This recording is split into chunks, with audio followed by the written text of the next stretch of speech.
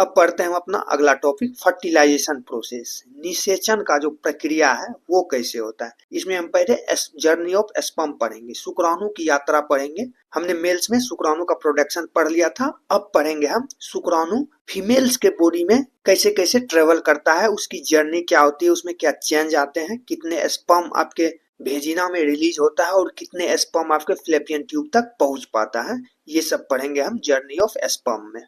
तो journey of sperm में पहले हम डिपोजिशन पढ़ते हैं, जिसे हिंदी में स्खलन कहते हैं। जब आपके स्पर्म शुक्राणु का डिपोजिशन होता है आपके भेजिना में, योनि में, इंटरकोर्स के दौरान, संभोग के दौरान, तो उस प्रोसेस को डिपोजिशन कहते हैं या स्खलन कहते हैं। इस प्रोसेस में 200 से 300 मिलियन स्पर्म आपके भेजिना में डिपोजिट होता है।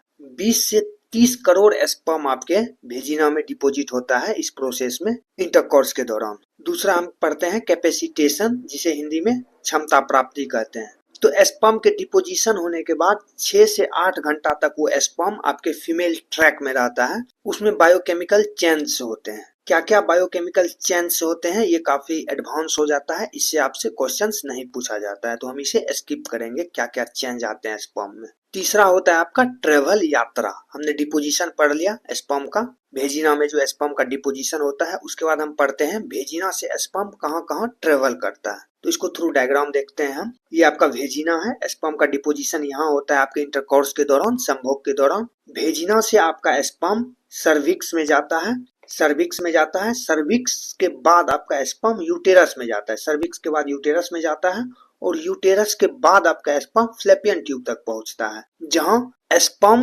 एग से मिलता है और यहाँ फर्टिलाइजेशन का प्रोसेस होता है। स्पर्म और एग के मिलने को फर्टिलाइजेशन कहते हैं। फर्टिलाइजेशन होने के बाद यहाँ एक सिंगल सेल बनता है जिसे जायगोट कहते हैं। स्पर्म और एग के मिलन से जो बनता है उसे जायगोट कहते हैं। और वो जायगोट फिर आपके यूटेरस में आता है और यहाँ इम्प्लांटेशन होता है, उस जायगोट का आरोपण होता है। इम्प्लांटेशन क्या होता है हम इसे नीचे अच्छे से पढ़ेंगे। तो हमने ट्रेवल पढ़ लिया स्पर्म का, सर्विक्स होते हुए यूटेरस तक पहुंचता है, यूटेरस के बाद फिर फ्लैपियन ट्यूब तक पहुंचता है, और फ्लैपियन ट्यूब में आपका फर्टिलाइजेशन का प्रोसेस होता है, निषेचन का प्रोसेस होता है। चौथा पढ़ते हैं सर्वाइवल, जिसे हिंदी में उत्तरजीविता भी कहते हैं। हमने फर्स्ट फेज में पढ़ा था डिपोजिशन में 20 से 30 करोड़ स्पर्म आपके भेजिना में डिपोजिट होता है। उस 20 से 30 करोड़ स्पर्म से सिर्फ 200 स्पर्म ही आपके फ्लैपियन ट्यूब तक पहुंच पाता है, आपके अंडे तक पहुंच पाते हैं। बाकी स्पर्म रास्ते में ही रह जाते हैं और वापस डेड होके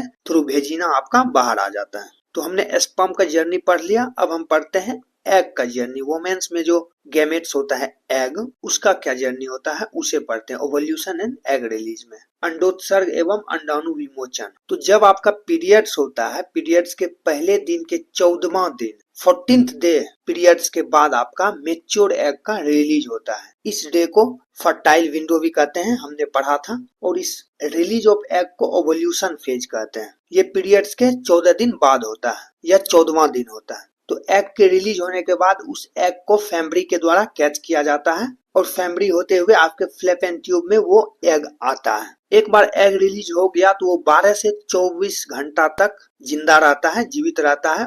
फर्टिलाइजेशन हुआ तो वो जायगोट का फॉर्मेशन करता है, और अगर फर्टिलाइजेशन नहीं हुआ तो 12 से 24 घंटा के बाद वो एग डेड हो जाता है और आपके वेजिना के थ्रू बाहर आ जाता है। तो हमने स्पर्म ऑफ एग भी पढ़ लिया। अब पढ़ते हैं दोनों के मिलन को, स्पर्म और एग के मिलन को, जिसे फर्टिलाइजेशन कहते हैं, निषेचन कहते हैं।